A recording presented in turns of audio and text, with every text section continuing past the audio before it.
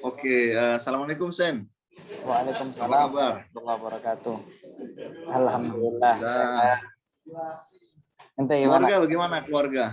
Keluarga sehat semua, alhamdulillah. Oke, sengaja ya.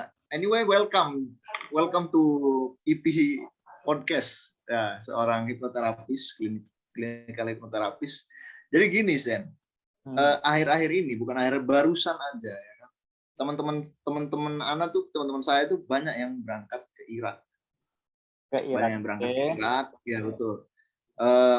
Mereka bilang arba'in ya kan. Tapi saya sendiri sebetulnya nggak pernah. Saya ini emang apa ya, orang yang somehow liberal lah. Jadi gini, sebetulnya ada apa di balik jalannya orang-orang ini ke Karbala ini? Ada peristiwa apa di sana? Oke. Ya, jadi ya sebetulnya aku kan juga sudah sempat ya, alhamdulillah sudah sempat pergi ke sana untuk ziarah ya, kegiatan ziarah Arba'in tuh kan. Jadi kan sebetulnya kegiatan ziarah Arba'in ini dipelopori oleh peristiwa syahadah dari Sayyidina Husain atau Imam Husain, yang dimana beliau adalah cucu dari Rasulullah Shallallahu Alaihi Wasallam. Jadi insya Allah orang Islam tuh pasti mengenal beliau lah. Nah, kenapa kok Arba'in? Apa maksud dari Arba'in? Arba'in itu kan sama kayak di Indonesia kan mungkin ada rutinitas 40 hari setelah orang meninggal kan. Biasanya kita peringati juga kan 40 hari setelah orang meninggal itu. Dalam bahasa Arab kan mungkin kita mengenal 4 itu arba, 40 arbaun. Atau arba'in ya kan, dikenal 40. Maksudnya arba'in itu 40 hari. Jadi 40 hari setelah syahadah dari Imam Husain. Kan syahadah beliau di tanggal 10 Muharram. Nah, arba'in ini tepat di tanggal 20 Safar. Makanya orang-orang itu pergi ke sana di kisaran dekat-dekat itu. Jadi perjalanan itu sekiranya mereka sampai di Karbala itu pada tanggal 20 Safar. Jadi untuk mengenang, menapaktilasilah perjalanan dan perjuangan Sayyidina Husain atau Imam Husain alaihi wassalam. Kalau kita lihat, mereka pergi di pertengahan, di awal-awal Safar berarti ya. Ya bergantung. Kalau orang yang jaraknya jauh ya di pertengahan perjalanan itu dimulai. Kalau kayak kita yang dari Indonesia kan mau nggak mau harus naik pesawat kan ke sana karena lintas negara nggak mungkin jalan dari sini. Jadi tapi orang-orang dari kota-kota sekitar Karbala mereka jalan berarti. Iya. Kaki. Iya, kayak orang yang dari Basra, mungkin dari Iran pun ada yang jalan yang mungkin menghabiskan waktu bisa sampai 1 bulan perjalanan itu. Wih, luar biasa. Kaki-kaki kuda, luar biasa. Hebat. Anyways. Sebetulnya kaki-kaki pecinta. Pecinta. Emang cinta. Kalau kita udah cinta, itu kita bakal berani berkorban. Ya, jangankan cuman kaki aja, apapun atau benda apapun bisa kita korban. Betul. Berarti cinta. Oke, fine. Anyways ya, saya lihat dari TV-TV Iran karena saya juga belum pernah lihat langsung. Itu bener-bener yang di makamnya Sayyidina Husain itu betul-betul dari atas helikopter disuting manusia berbondong-bondong. Nah, kira-kira rata-rata orang peziarah Arba'in ini ada berapa jumlahnya? Ya mungkin kan kayak sekitar 2 tahun ini kan dibatasi ya oleh pemerintahan Irak pun di sana dibatasi karena adanya pandemi ini. Semoga pandemi ini segera berlalu dari kita semua. Insya Allah. Ya kisaran mungkin sampai sekitar 45 jutaan kalau mungkin kita baca di literatur yang ada di internet yang tersebar di media-media di internet, di Google atau apapun itu sampai 45 juta. Bahkan itu dikatakan perkumpulan manusia terbesar di dunia. Satu tempat ya. Bayangkan 45 juta orang datang dan menuju ke satu pusat tanpa memikirkan pusat lainnya. Jadi satu poros lah, seakan-akan jadi poros yang 45 juta sekitar bisa jadi lebih menuju ke sana semuanya. Hebat. Berarti kalau misalnya tadi itu disebutkan 40 juta, itu yang paling recorded highest ya, maksudnya yang masuk catatan di rekor dunia pun kayaknya perkumpulan manusia terbanyak sekitar 45 juta itu. Kalau sekedar info aja ya, misal tadi barusan tak cek ya kan, provinsi Bali itu orangnya sekitar 4 juta orang. Bali itu satu provinsi udah. Ini bayangkan sekitar 40 juta orang bisa datang ke suatu negara. Dan itu pun juga kalau kita lihat di data aktual yang ada juga bukan semuanya yang datang itu orang Islam. Bahkan aku tadi sempat baca ada seseorang namanya James, dia dari Inggris nggak salah. Dia mengumpulkan dana selama 2 tahunan untuk bisa pergi ke sana. Dan dia bukan seorang Muslim. Lama juga ya. 2 tahun ya, Masya Allah. Tapi misalnya gini, misalnya saya orang Amerika atau orang Norwegia, saya tidak punya agama, ateis. Bolehkah saya datang ke sana? Nggak ada larangan kan sebetulnya di situ nggak ada larangan. Nggak ada. Selama kita masuk ke negara dengan kita menaati peraturan-aturan yang ada di negara itu, ya it's okay, aman. Jadi bukan acara yang eksklusif yang hanya orang-orang yang punya undangan. Saya pun ketika itu berangkat tanpa punya undangan, ya berangkat sendiri, jalan ke sana jalan sendiri, nggak ikut rombongan kan. Kayak di beberapa negara ada kafilah-kafilah rombongan-rombongan yang berangkat. Di Indonesia pun ada beberapa rombongan kan. Nah, aku waktu itu pun berangkat dengan teman-teman sendiri, bukan rombongan tertentu. Meskipun misalnya saya ini Karl Marx, Roy, tak apa ya datang ke sana. Apapun sudah, nggak ada masalah. Apapun, nggak ada, oke siap. Yang penting menaati aturan di sana. Ya, sama lah kayak turis datang ke Indonesia mau liburan, ya kan mau nggak mau harus ngikutin peraturan. Jadi begitu ya. Terus kalau misalnya banyak orang datang itu, mereka kan pasti harus akomodasinya ada, makannya, minum, tidur, apa segala macam. Itu gimana sih orang-orang masyarakat sekitar atau yang berpartisipasi itu mengantisipasi ini gimana nih? Ya luar biasanya emang kayak di sana itu bahkan sampai ada beberapa berita yang meliput, bahkan kalau kita search di Google pun ada yang meliput tentang keramahan rakyat Irak, warga Irak. Jadi sepanjang perjalanan tuh aku kan juga pernah ke sana tuh. Sepanjang perjalanan ketika kita mulai dari Najaf kan, start awal tuh dari Najaf kan, kita jalan ke Karbala itu di sekitar 80 km itu ya, itu setiap mungkin bisa jadi setiap meternya atau setiap 10 meter atau apa di situ ada mauqif yang dinamakan tempat peristirahatan. Di situ mereka menyediakan tempat istirahat untuk tidur, makanan, minuman, teh, kopi, air, buah, minuman dingin. Bahkan ada orang-orang yang menyiapkan tempat untuk pijat bagi orang-orang yang kakinya mungkin capek atau mungkin P3K lah. Di semua tempat itu benar-benar ready dan siap. Seandainya pun ada yang perlu evakuasi, ada mobil-mobil yang berjalan juga.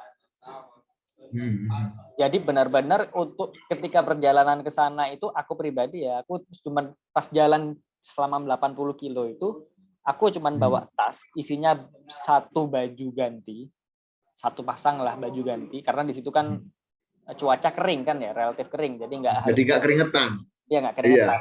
1 pasang baju ganti sama yang aku pakai, sama gamis yang aku pakai.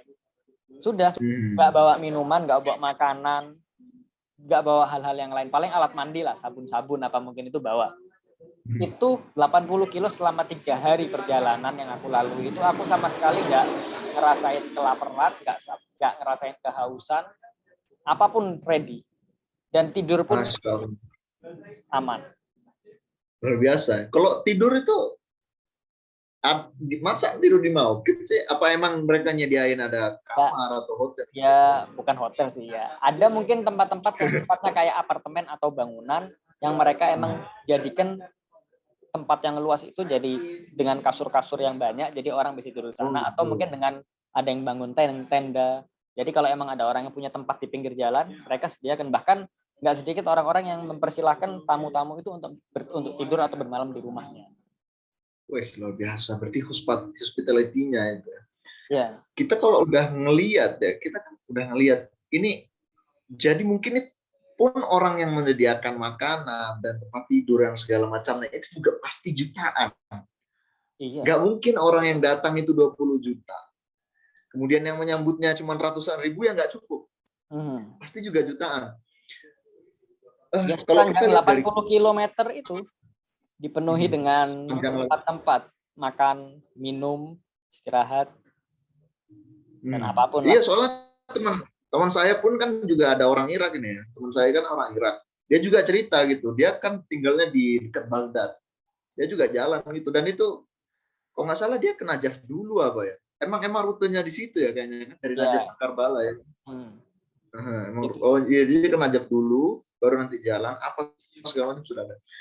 Setelah pas kita ini akhirnya saya udah tahu ya kan, kalau ini acara memang benar-benar gede dan meriah. Tapi sebenarnya apa sih? Maksudnya kok bisa orang-orang itu begitu antusias, kok bisa begitu ramainya? Ada apa di balik ini dan siapa sosok di balik peristiwa ini gimana nih? Ya, yang jelas kan kalau sosoknya kan kita tadi juga sudah sedikit bahas tentang Sayyidina Husain atau Imam Husain ya. Tapi sebetulnya kenapa sih kok akhirnya orang-orang itu banyak dan bahkan bukan cuma orang Islam saja yang datang ke sana.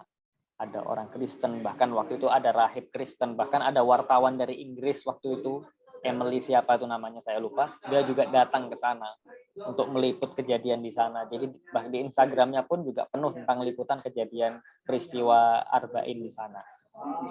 Atau orang-orang lain lah, selain orang Muslim pun banyak yang datang ke sana.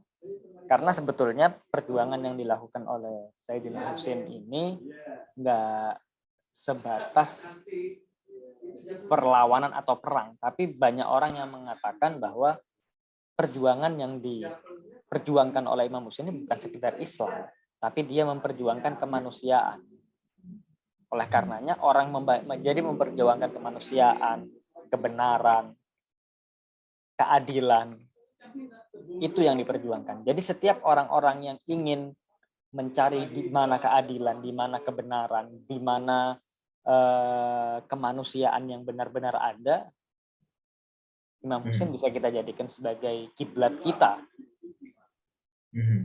Karena kan kita lihat bahwa beliau kan memerang perang yang dijalankan ketika itu kan perang yang tidak masuk akal. Pasukan Imam Husain itu sekitar 73, belum anak-anak dan wanita. Maksimal riwayat mengatakan itu sekitar 100 orang. Dan pasukan musuh itu puluhan, sekitar 30.000 pasukan yang diturunkan oleh Yazid bin Muawiyah itu. 30.000 lawan 73. Ya mungkin kalau sekilas kita pandang itu misi bunuh diri. Belum lagi mereka kan juga dihalangi untuk makan atau untuk minum di beberapa hari terakhir itu. Sungai Furat ditutup lah. Jadi dalam keadaan kehausan. Tapi kenapa? Karena Imam Husain melihat bahwa sosok Yazid ini sudah keluar jalur, dia bukan orang biasa. Bahkan ketika itu dia mengeluarkan statement ketika Imam Husain masih di Makkah, seandainya dia tidak mau baiat kepada saya, ketika dia memeluk berpegangan dengan Ka'bah, penggal kepala. Kan ini sudah di luar kemanusiaan. Penguasa, dimanapun penguasa ketika ingin mendapatkan kekuasaan, nggak perlu membunuh orang yang nggak mau baiat sama dia, terserah, urusan lain itu. Ya.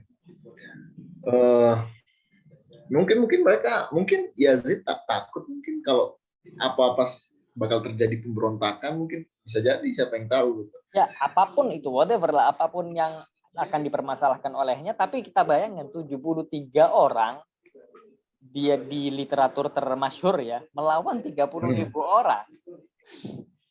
Apa enggak? kalau yang saya lihat ya, sebagai orang yang enggak berurusan, apa enggak buang-buang duit? Itu tentara semua itu, bayarnya mahal, makan apa segala macam. Tapi ya udah ya, sejarah memang seperti itu. Ya itulah yang melakukan kan, namanya kan bisa kita kan kayak itu kan istilahnya penguasa pada zaman itu ya, orang sudah nggak mikir kerja digaji. Sekarang kita nyuruh orang bangun rumah nggak digaji, mereka bakal teriak-teriak. Tapi ketika yang kita ucapkan ini penguasa ya, makanya kan kenapa kok orang-orang ketika itu karena emang mereka kan takut kepada Yazid. Makanya ada seorang penyair yang namanya Farosdak, itu dia mengatakan bahwa orang-orang Irak ketika itu mereka diibaratkan hati-hati mereka bersamamu wahai Husain, tapi pedang mereka terhunus kepadamu. Jadi sebetulnya mereka nggak ingin memerangi Imam Husain itu, tapi karena ketakutan kepada penguasa, kekejaman penguasa ketika itu, karena emang terkenal Yazid ini nggak segan-segan untuk bunuh orang. Jadi orang ya Mungkin dia mempertahankan kehidupannya tanpa melihat efek yang akan ia dapatkan kelak. Memang berarti kalau saya kan mahasiswa kedokteran ya, berarti ini adalah mekanisme bertahan hidup. Bukan apa ya, tapi emang begitu. Karena kan menurut saya emang itulah taruhan hidup ya kan. Iya, tapi kan kita ingin bertahankan. Tapi sejarah pun mencatat bahwa Yazid pun bukan berarti ketika orang-orang yang dijanjikan hadiah olehnya itu bukan berarti dia dapat hadiahnya. Contoh panglima perang ketika itu, panglima perangnya loh, panglima perang berarti kan komandan tertinggi, jenderal ini orang tangan kanannya. Ketika itu kan sosok yang bernama Umar bin Sa'ad. Umar bin Sa'ad ini dia ditawarkan, kamu mau nggak jadi panglima perang di sini, akan mendapatkan kekuasaan di Gubernur Roy ketika itu, salah satu kota di Persia. Iya, ada di sini. Ya kan? Nah, Selatan Teheran. Selatan Teheran, oke. Nah, itu kan janji Yazid. Tapi mulai setelah perang itu, sampai akhirnya matinya Umar ini, wafatnya dia, matinya dia ini, dia dibunuh itu, sampai mati itu, dia nggak pernah menyentuh Roy sama sekali. Berarti PHP dong ya, Yazid ini. Dan semua orang telah mengenal itu, tapi entah kenapa karena kecintaan mereka terhadap dunia, mereka tak segan atau tidak pikir panjang untuk meninggalkan cucu Rasulullah SAW. Yang dimana mereka umat Islam dan mereka tahu apa pendapat dan bagaimana kecintaan Rasul kepada cucunya ini, tapi mereka tidak pikir panjang untuk meninggalkan, bahkan memerangi cucunya sendiri.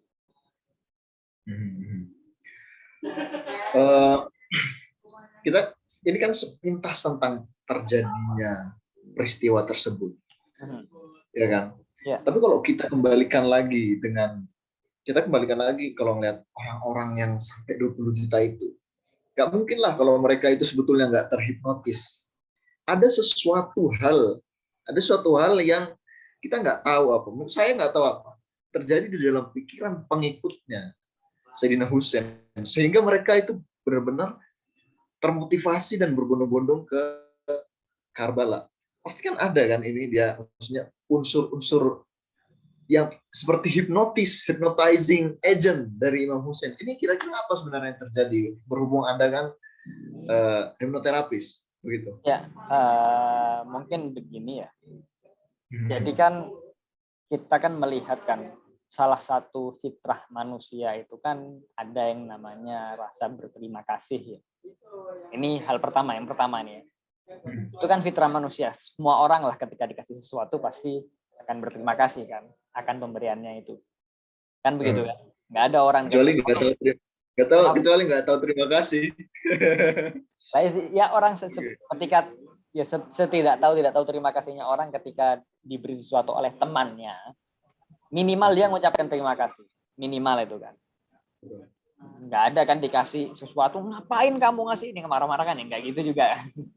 Pasti kan terima kasih lah, pasti ada. Itu sudah menjadi fitrah manusia yang diberikan oleh Tuhan kepada setiap manusia, apapun agamanya, apapun etnisnya, keyakinannya, sukunya, siapapun dia itu ada. Nah, ketika kita sebagai umat Islam yang memang salah satu panutan terbesar kita ada Rasulullah SAW, pasti ini dari sudut pandang umat Islam ya, orang yang beragama Islam ya. Pastikan kita juga menghargai hal-hal yang dianggap sesuatu yang istimewa oleh Rasulullah. Dan kita juga mengetahui bagaimana pendapat beliau dan kasih sayang beliau kepada Sayyidina Husain, kepada cucunya Imam Husain ini. Begitu besarnya, begitu tingginya, bahkan Rasul sempat mengatakan Husainun minni wa ana min Husain. Husain dariku dan aku dari Husain. Ahabballahu man ahabbahu. Allah mencintai siapa yang mencintai Husain.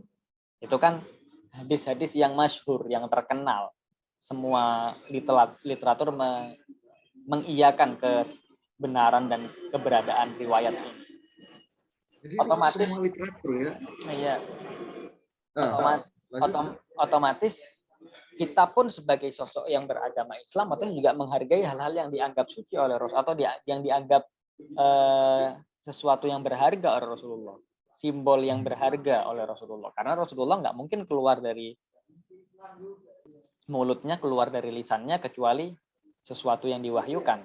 Di Al-Qur'an kan ada kan, wa mayantiqu anil hawa in huwa illa wahyun yuha, kan ada ayat yang mengatakan begitu. Jadi apapun yang keluar dari lisan suci Rasulullah adalah wahyu, walaupun tidak semua wahyu wahyu itu tergabung dalam, makanya bukan wahyu Al-Qur'an ya, tapi setiap yang diucapkan itu semuanya berasal dari Tuhan.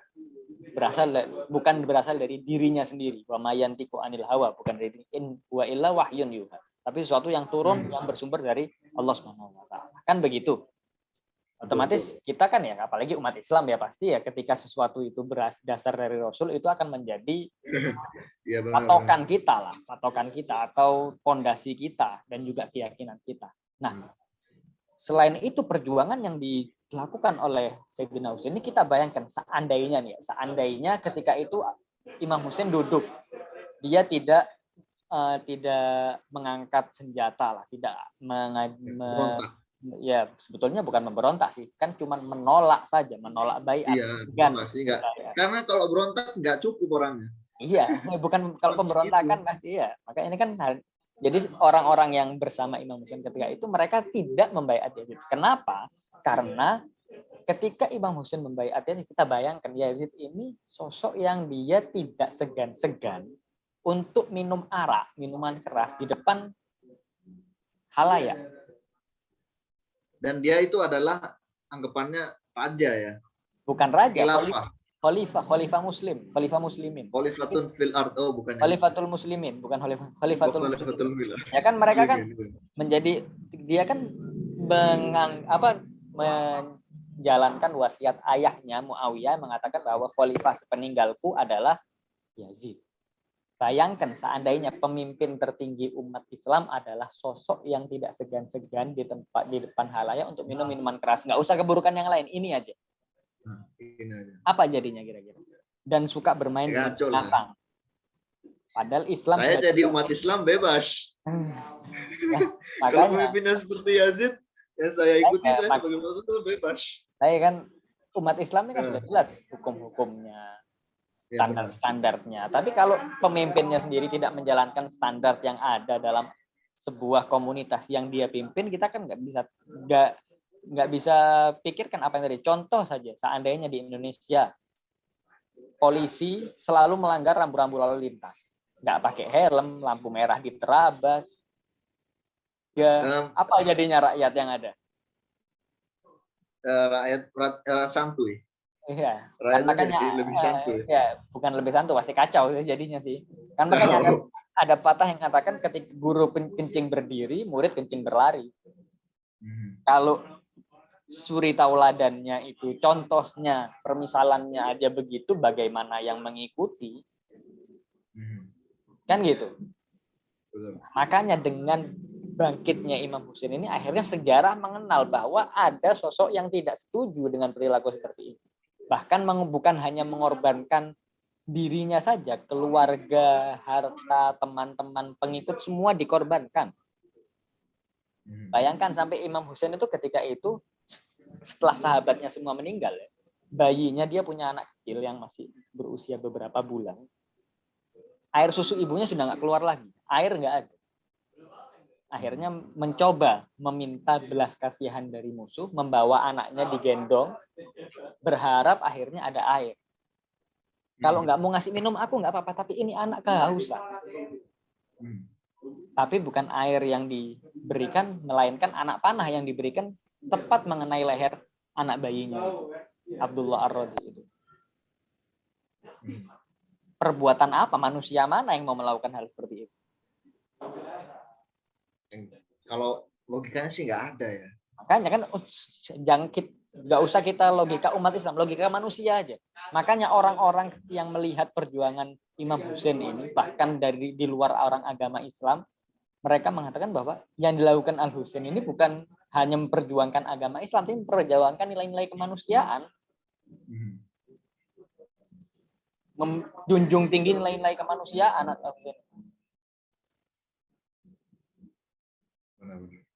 Jadi menjunjung tinggi nilai kemanusiaan adalah slogan dari Imam Husain. Makanya kan sampai beberapa orang, siapa itu ya yang mengatakan, ada salah satu orang dia kalau nggak Buddha nggak salah, dia seorang Buddha, entah Mahatma Gandhi Mahatma Gandhi.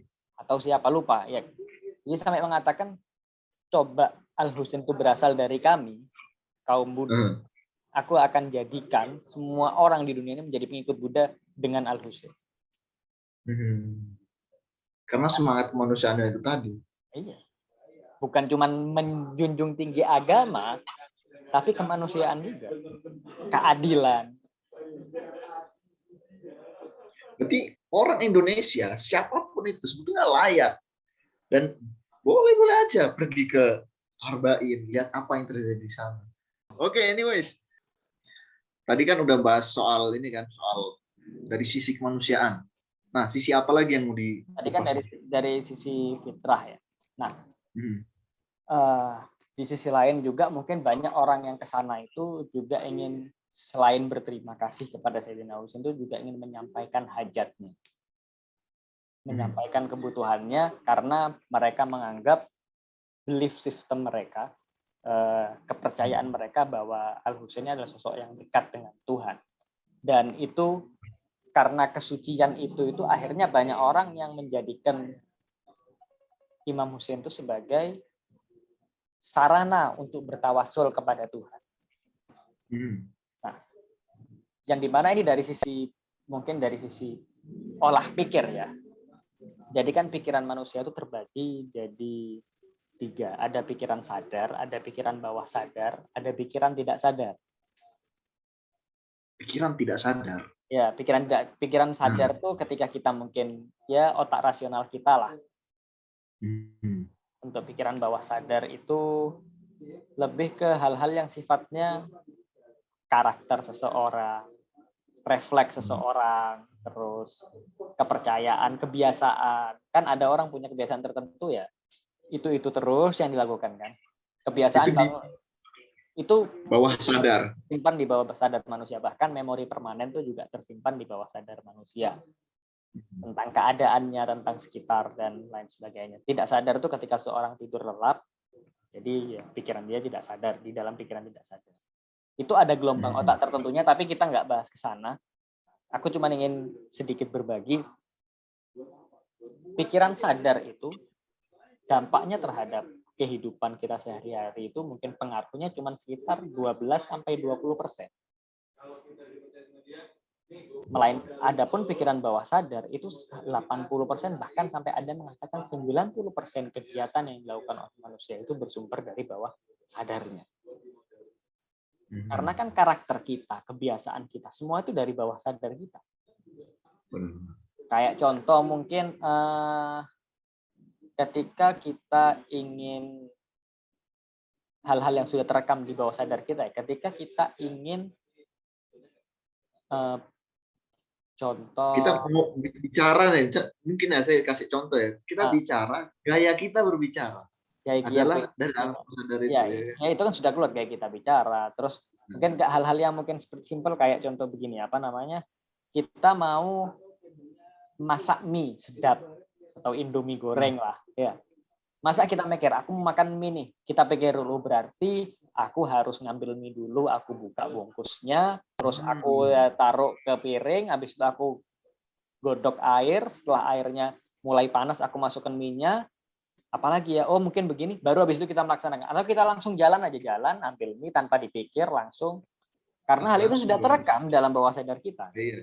Jadi sudah menjadi kebiasaan kita, dan itu nggak perlu kita pikirkan lagi, apa yang harus aku lakukan. Nah, bawah sadar ini terbentuk dari lingkungan, keluarga, dan banyak hal lah yang bisa membentuk bawah sadar manusia. Anyways, kita nggak bakal bahas detailnya, tapi yang kita bahas di hal lain. Contoh, ada orang yang sering meminta kepada Tuhan, berdoa kepada Tuhan, ingin mendapatkan sesuatu. Tapi ketika dia meminta itu, contoh ini ya, saya pengen, ya Allah saya pengen besok dapat uang 100 juta. Contohnya. Pikiran sadar kita mengatakan aku butuh uang 100 juta. Tapi pikiran bawah sadar mengatakan dari mana dapat 100 juta? Kan mungkin dari mana dapatnya ya? Kan mesti kita gitu kan, kalau ingin hal-hal yang sifatnya mungkin menurut kita mustahil. Duduk masa bisa dapat 100 juta? Dari mana? Kerja enggak, ini apa? Otomatis secara nggak langsung pikiran bawah sadar kita menolak doa kita sendiri. Atau dalam tanda kutip Pikiran kita bawah sadar kita menolak doa kita sendiri. karena apa? Pikiran sadar kita mengatakan aku butuh uang 100 juta. Tapi pikiran bawah sadar kita secara nggak langsung dari mana uang 100 juta kan gitu. Oh, dia nggak berpikir, dia nggak tahu caranya dari dalam bawah sadar ini. Ya karena bawah sadar tuh hal-hal yang tersimpan, melainkan pikiran sadar itu hal yang bersifat rasional.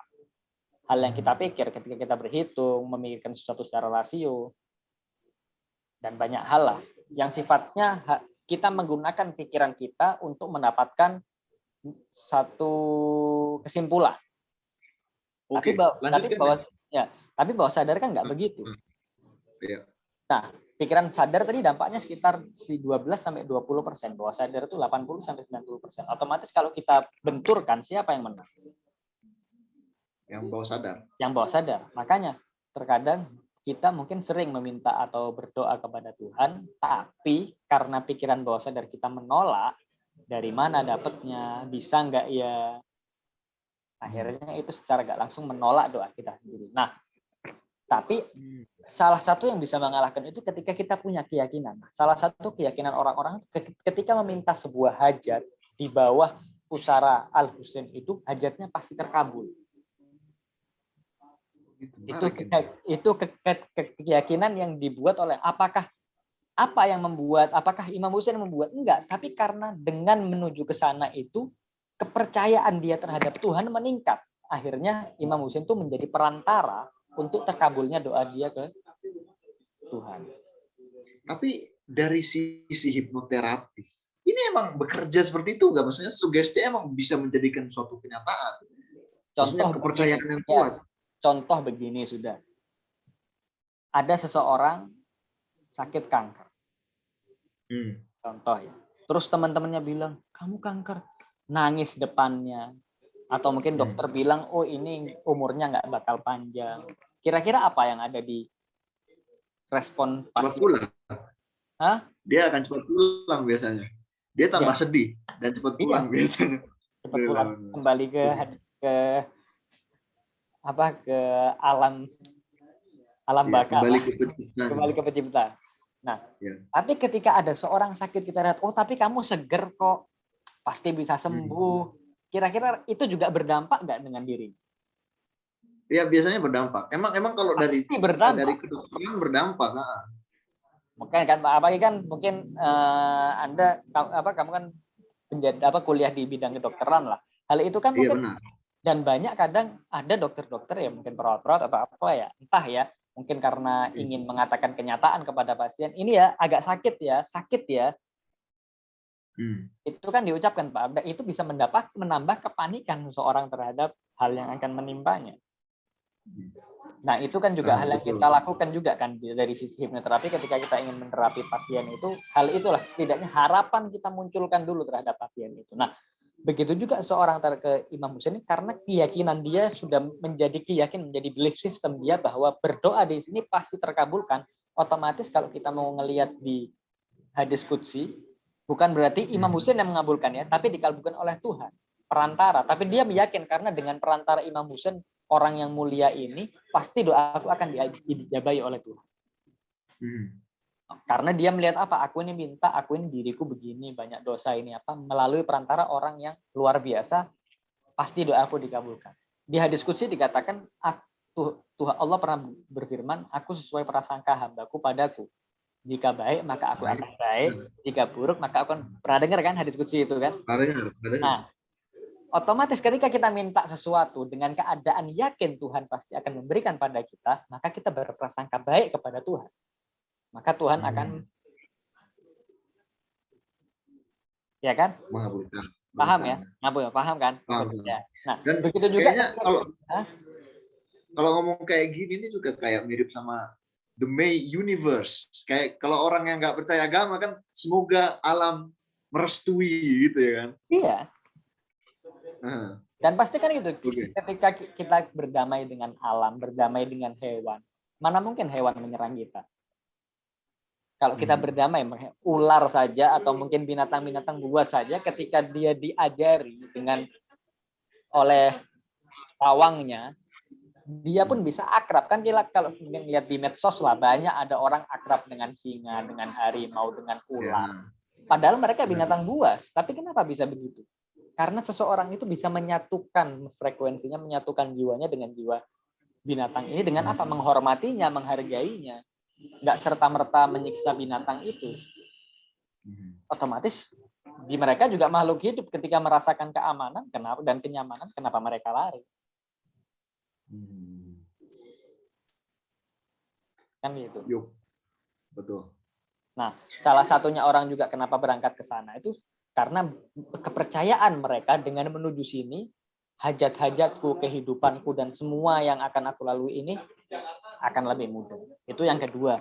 Yang ketiga, kenapa kok banyak juga orang yang non-Muslim dan lain sebagainya? Karena itu mereka melihat dari segi kemanusiaan dan segi perjuangan Al-Husain. Karena mereka melihat ini sesuatu yang aneh, yang menakjubkan, bagaimana seseorang bangkit membawa keluarganya, anak-anak, wanita, hanya untuk menjelaskan niatnya. Niatnya apa? Untuk menegakkan keyakinannya, menegakkan kemanusiaan. Ini ada sosok yang luar biasa terhadap orang seperti ini. Dan kita lihat, bayangkanlah, Imam Husain itu meninggal sekitar hampir 1400 tahun yang lalu. Tapi tahun demi tahun peringatannya bukan semakin mengecil, bukan semakin pudar, bahkan semakin besar. Mau nggak harus orang Islam, orang lain itu pasti ngelihat ada sesuatu yang beda di sini. Bukan hal yang biasa. Bayangkan 1400 tahun. Semakin meningkat setiap generasi dan generasi ini. Pasti bukan hal biasa ini. Banyak orang besar, tapi Al-Husain ini berbeda. Ya, tapi kita nggak berbicara kalau Rasulullah ya. Rasulullah pasti jauh di atas Imam Husain. Kita lihat maulidnya berada di mana-mana. Tragedinya ini yang membuat dia sesuatu yang benar-benar menarik bagi orang-orang di luar sana. Ya. Ada 3 poin? Ada poin lagi? Cukup di situlah. Cukup di situ. Dan ini kalau kita ngelihat ya, kan Imam Sayyidina Husain, atau disebut Imam, bisa kita bilang Imam Husain. Beliau ini kan memperjuangkan sesuatu untuk suatu hal yang lain. Kalau kita ngelihat di masyarakat Indonesia nih ya, kan nggak semua bangsa itu pasti punya masalah, ya nggak? Semua bangsa punya masalah. Amerika dengan liberalismenya, mereka menjadi acuh tak acuh terhadap warga, terhadap tetangga dan sebagainya. Kita lihat lagi mungkin di banyak masalah. Kalau di Indonesia, kira-kira pesan yang paling penting buat kita orang dari Imam Husain ini apa kira-kira? Ya, sebetulnya ya juga bukan berarti cukup dengan 3 poin yang tadi kita bahas, bukan berarti hanya itu ya pelajaran yang bisa kita ambil. Pasti banyak yang bisa lebih kita gali lagi. Nah, apa sih mungkin yang bisa kita ambil untuk bangsa atau warga Indonesia ini? Kalau aku lihat ya, Indonesia ini salah satu negara, ya kita nggak bahas negara lain lah, kita bahas Indonesia aja lah. Indonesia adalah salah satu negara yang menurutku menjunjung tinggi nilai kemanusiaan, menghargai perbedaan, menghormati keyakinan setiap manusia. Istilahnya perbedaan itu wajar kan? Jelas di Pancasila dan di Undang-Undang Dasar yang ada itu bahwa negara kita ini negara yang benar-benar menjunjung tinggi kemanusiaan, menghargai perbedaan, menghormati aneka etnis dan suku, bahkan bermacam-macam dan beraneka ragam orang yang ada di Indonesia. Di Indonesia ini kan bukan cuma orang asli Indonesia saja, pendatang. Kayak saya ini kan keturunan Arab, walaupun lahir di Indonesia ya, tetap darah saya NKRI. Siap, gitu dong, mantap. Jangan ada orang Indonesia, tapi malah seperti yang di luar sana. Oke, lanjut. Ya, oke. Apapun itulah, negara ini adalah negara yang sangat menjunjung tinggi nilai kemanusiaan. Dan saya lihat ketika kita mungkin sering mengkaji dan melihat apa yang diperjuangkan oleh Imam Husain, apa yang beliau perjuangkan, apa yang beliau lakukan, bahkan salah satu sahabatnya Imam Husain itu ada yang bernama John. Dia seorang berkulit hitam. Dan ketika ia wafat membela Imam Husain itu, Imam Husain menghampirinya dan Imam Husain meletakkan pipinya di pipi John ini. Padahal dia kan istilahnya orang kulit hitam lah, kan banyak orang yang membedakan orang kulit hitam. Tapi Imam Husain nggak membedakan itu dan meletakkan pipinya di pipi Imam Husain. Sampai si John ini sebelum meninggal dia bilang, siapa yang sepertiku? Karena pipi cucu Rasulullah diletakkan di atas pipiku, kata dia. John ini Muslim apa Kristen? Muslim. Muslim ya? Dia sebelumnya pembantu Imam Husain Buddha, tapi dibebaskan oleh Imam Husain dan ikut berjuang. Imam Husain pun telah memerintahkan, pergi nggak apa-apa, kau sudah cukup banyak membantuku. Tapi kata John, bagaimana masa ketika engkau dalam keadaan tenang aku bersamamu dan ketika engkau membutuhkan bantuan aku meninggalkan. Dan di situ kembali lagi bahwa hal-hal ini Imam Husain juga menjelaskan, ingin mengatakan secara tidak langsung kepada umat manusia bahwa tidak ada perbedaan di antara kita. Selama kita bersama-sama berjalan menuju kebenaran, menjunjung tinggi nilai keadilan dan kemanusiaan, tidak ada perbedaan di antara kita. Maka kita adalah saudara, kita adalah keluarga, dan kita akan berjalan dan melangkah bersama-sama. Mungkin harapannya bisa kita lakukan untuk bangsa kita ini, marilah kita melangkah bersama, menyatukan langkah serempak untuk meningkatkan dan menjaga nilai-nilai yang ada di bangsa ini, terutama tentang masalah kemanusiaan, menghargai sama manusia, menghargai perbedaan suku dan etnis, perbedaan agama, keyakinan, apapun itu, kita harus menjunjung tinggi hal-hal tersebut demi melangkahnya Indonesia lebih maju dan lebih berkembang ke depan. Kalau dari yang ceritanya Bang Husain ya, dari ceritanya Anda tadi itu kayaknya salah satu yang ditekankan Imam Husain itu ada juga memberantas korupsi juga sih. Karena kan Yazid ini emang the master of corruption gitu. Ya, apapun itu yang jelaskan, hal itu kan berhubungan dengan keadilan. Bagaimana kita adil, bagaimana kita menghargai, adil kan kita memberikan hak-hak kepada setiap orang. Hak-haknya kita berikan, kita nggak merampas haknya. Orang berkeyakinan bebas dong, berkeyakinan apa. Orang mau baiat bebas dong, mau baiat apa enggak. Kan gitu. Beda kalau sistemnya sudah menjadi sistem negara, apapun itu, ya ketika kita sudah memilih presiden dan yang jadi ternyata bukan pilihan kita, ya kita jalani itu aja sudah. Dan keputusan terbesar ya. Benar. Demokrasi. Soalnya kan di sini kan ya itu hal-hal lain lah. Tapi setidaknya hal-hal yang bersangkut paut dengan hak seseorang, hak untuk hidup ya. Hak untuk hidup, hak untuk bahagia, hak untuk minum, hak untuk makan, apapun itu kita harus menjaganya.